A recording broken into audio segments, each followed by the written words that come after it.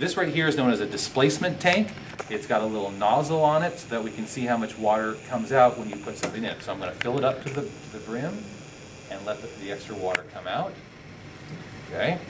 Then I have a graduated cylinder. Why a graduated cylinder? Because we know that water having a density of 1 gram per milliliter, if it displaces 50 milliliters, well, that's 50 grams of water, 30 milliliters, 30 grams of water, etc.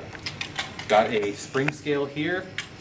As best as we could, I'll try to get that kind of, it's pretty close to 0. We're not going to take the time to make it perfect because I know once I do, it's probably going to change anyway. So I'm going to mess with it just a little because I have to.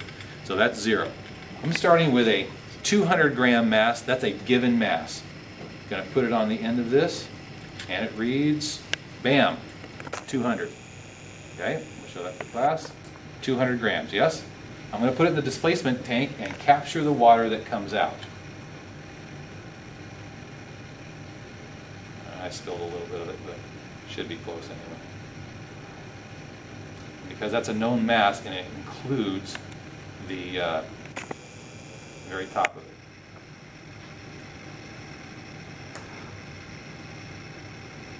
Let it drip out here a bit. Good. Okay, and we'll look at what we captured. And if we look here, there's 30, there's 20, and that's about halfway in between, which is pretty close to 25. Okay, what we didn't look at, and this is my fault, let's look at what this weighed, or what its mass was. We started at 200, I put it in the liquid, and it goes down between 200 and 150, somewhere between, so that's 10, 20, a little over 20. That's somewhere, you know, around 175, or it lost 20 to 25 grams of mass. Well, how much water came out? About 25 grams of water.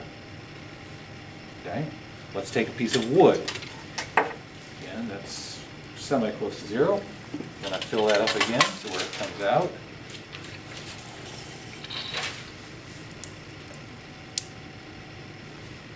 Take a piece of wood that has the mass pretty close to 100. You see it? Okay. I'm going to put that in and grab the water that comes out. Hopefully grab all of it this time. I'm going to do it very slowly because if I go too quickly, it'll spill out over the top of the tank and not through the spout.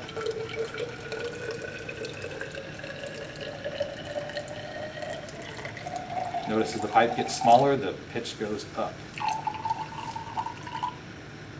Notice it's floating now. I can remove that. So obviously, if it was 100 grams to begin with, now it's 0 grams on the scale. So the buoyant force, or the buoyant mass, must push up with 100 grams worth of force. You could do the conversion. And if we look,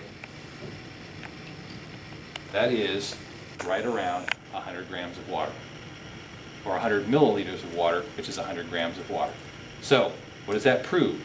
That the buoyant force pushing up on any object equals the weight of the displaced fluid.